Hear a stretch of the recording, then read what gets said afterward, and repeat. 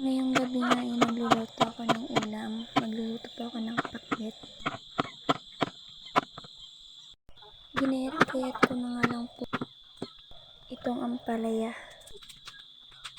Sinunod ko na rin pala itong gayatin yung talong.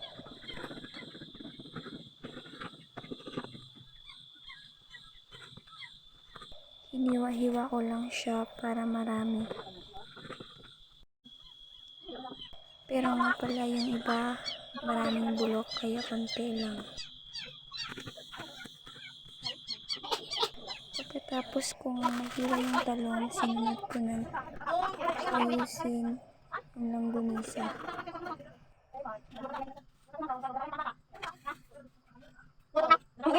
Nilagay ko nga lang pala sa mangkok lahat. At pagkatapos, naghiwa na rin ako ng kalabasa.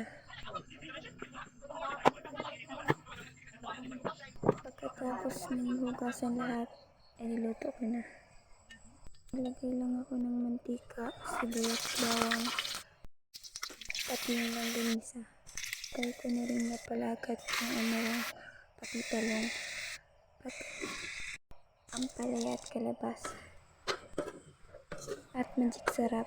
Sabay hinalo ko na lang ito at tinakpan. Pagkaluto nga agad ay kumain na kami.